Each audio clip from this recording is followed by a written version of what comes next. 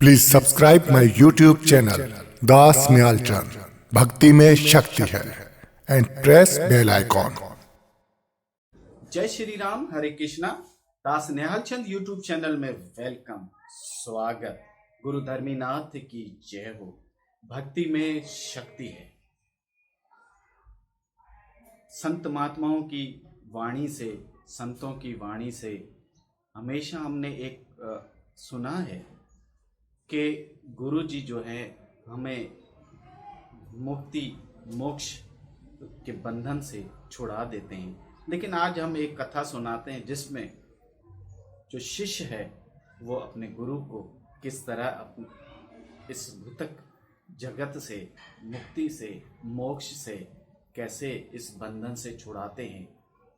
लेकिन एक गीता जी में एक शब्द है, कृष्ण भगवान से अर्जुन ने पूछा, हे केशव, हे माधव, ये मन जो है बहुत चंचल है, एक जगह टिकता नहीं है और इधर उधर भटकता रहता है, भागता रहता है। तो कृपा करके मुझे बताइए कि इस मन को कैसे वश में कर सकते हैं।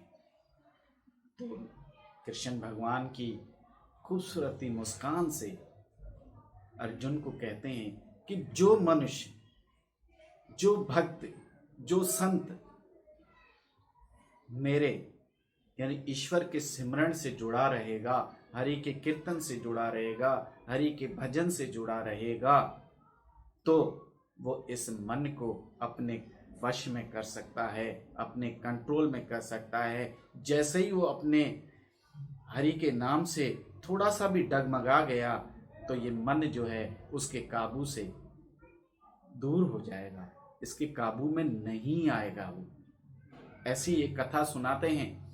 रामानंद स्वामी एक बहुत बड़े संत महात्मा गुजरे हैं। एक रामानंद स्वामी, कबीर साहब संत महात्मा के गुरुजी, और ये एक और रामानंद स्वामी जो बड़े ज्ञानी, ध्यानी और संत महात्मा थे। उन्होंने इतनी तपस्याएं, इतनी इबादत, इतनी पूजाएं और अपनी जिंदगी सारी हरि के नाम से लगा दी, जोड़ दी।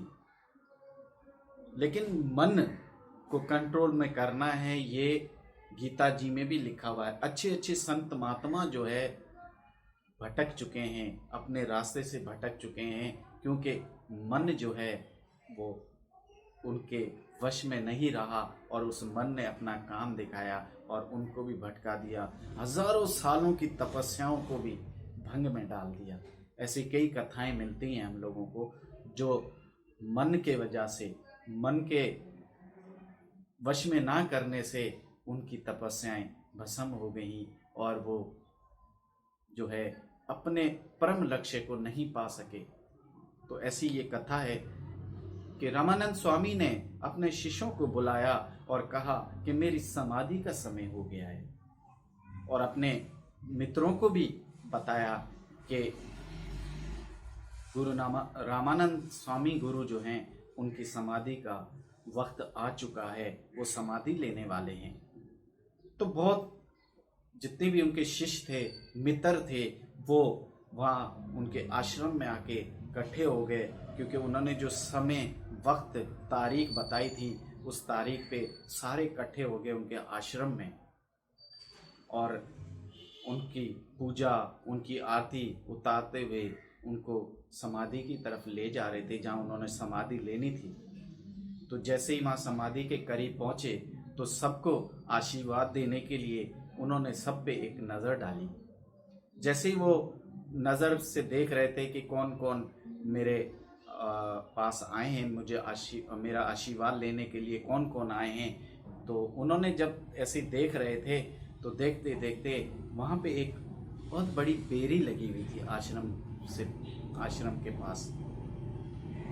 तो उन्होंने जब उस बेरी को देखा, देखें यहाँ अब स्वाद का आ गया। जहाँ स्वाद होता है वहाँ मन भटक जाता है। इस स्वाद को ही तो कंट्रोल करना है, इस स्वाद से ही दूर रहना है, इस स्वाद का ही त्याग करना है। ये सुहागी है, ये स्वादी है, ये स्वादी है जो हमें ईश्वर से दूर कर देता है। और हमें धर्म से भटका देता है, अच्छे कर्मों से भटका देता है, ये स्वाद है। स्वाद के चक्कर में तो हम जो है भटक जाते हैं और बुरे कर्मों में चले जाते हैं। जो अच्छे कर्मों में रहेगा, अच्छे सोच रखेगा, अच्छी समझ रखता है, वही हरि के नाम से जुड़ा रहता है। क्यों कि उसको इस दुनिया के स्वाद से कोई लेना देना नहीं होता, ना ही यहाँ की चीज़ों से लेना देना होता है। स्वाद को आप अलग रख दें, यही मन को भटका देता है। तो उस संत महात्मा की जब उस बेरी पे नज़र पड़ी और उस बेरी पे जो मीठे मीठे बेर लटक रहे थे, स्वादिष्ट, क्योंकि बेरी के बेर बहुत स्वादिष्ट होते हैं, तो उनके मन में स्वाद उत्पन्न हुआ। देखें कैसे उनकी भक्ति जो है डगमगा गई उस स्वाद के चक्कर में, क्योंकि अच्छे अच्छे संत महात्मा भटक चुके हैं इस स्वाद के चक्कर में। तो प्यारे मित्रों, तो वो बेरी पे जब उनकी नजर पड़ी तो उनका मन जो है उस बेरी में अटक गया और कहा, काश मैं इस बेरी के बेर चख लेता, इनका स्वाद चख लेता तो कितना आनंद मिलता मुझे। ये उनकी मन में एक इच्छा रह गई कि स्वाद लेने के बाद ही मैं समाधि लेता तो बहुत आनंद मिलता। लेकिन उन्होंने जो समय बताया था, टाइम बताया था, तो उस समय उनकी समाधि तो हो चुकी है, हो गई, ले ली उन्होंने, उस समय समाधि ले ली उन्होंने। वो बेरों पे जब नजर पड़ी उनकी, तो वो जो बेर मीठे मीठे लटक रहे थे, उनका मन डगमगा गया और ये उनके अंदर एक जिज्ञासा उत्पन्न हुई स्वाद की कि काश मैं इस बेर को खा लेता और इसका स्वाद लेके फिर समाधि ले लेता। देखें, जहाँ स्वाद होगा वहाँ आप भटक जाएंगे, जहाँ स्वाद होगा वहाँ आप भटक जाएंगे, और वो स्वाद नहीं उनको भटका दिया। लेकिन उन्होंने अपने समय पे तो समाधि ले ली, जो समय था उन्होंने समाधि ले ली।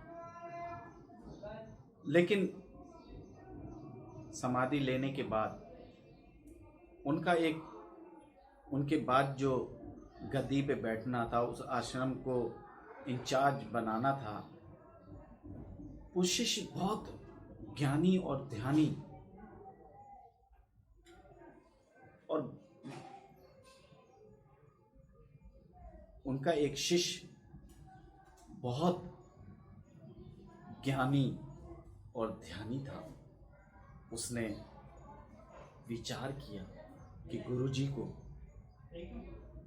देखते हैं कि वो परम धाम में क्या कर रहे हैं। क्योंकि जो ईश्वर से जुड़ा रहता है ना, जो ईश्वर पे विश्वास होता है और सच्ची भक्ति करता है, क्योंकि भक्ति से ही शक्ति मिलती है, भक्ति से ही शक्ति मिलती है। याद रखिएगा, भक्ति से ही शक्ति मिलती है। तो उसने अपनी भक्ति से और भक्ति की शक्ति से ये अनुमान देखा कि गुरुजी का जो मन है वो तो उस बेरी में अटका हुआ है, उस बंधन से कैसे छुड़ाया जाए। क्योंकि स्वाद की वजह से वो इस भूतक जगत का जो स्वाद था, उस बेरी का जो स्वाद था, बेरी के बेर का जो स्वाद था, उस स्वाद में उनका मन अटक गया।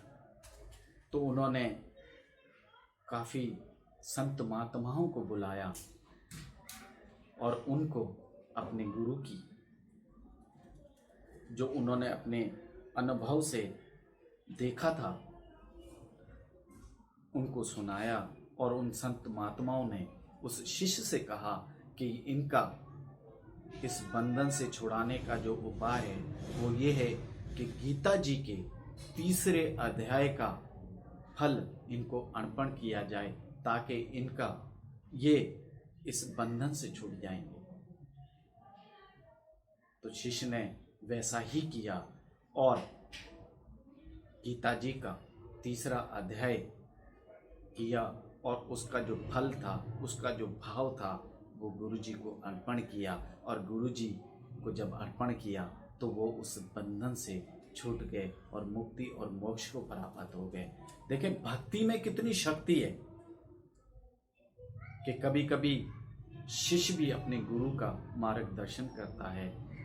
गुरु को भी इस भौतिक जगत में जो फंस जाते हैं बंधनों में, स्वाद ही है जिसमें फंस जाता है स्वाद के चक्कर में, तो शिष्य भी जो है अपने गुरु का मार्गदर्शन करते हैं और वो भी उनके इन बंधनों से छुड़वा देते हैं।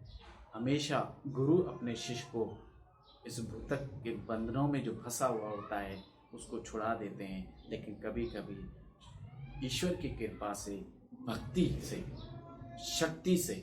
भक्ति की शक्ति से शिष्य भी अपने गुरु को इस बंधन से छुड़ा देता है। तो इसलिए कहते हैं जो भक्ति करते हैं उन्हीं को ही शक्ति मिलती है। चाहे कोई भी मनुष्य हो, संत हो, महात्मा हो, शिष्य हो, कोई भी हो, जो भक्ति करेगा उसी को शक्ति मिलेगी। जरूरी नहीं है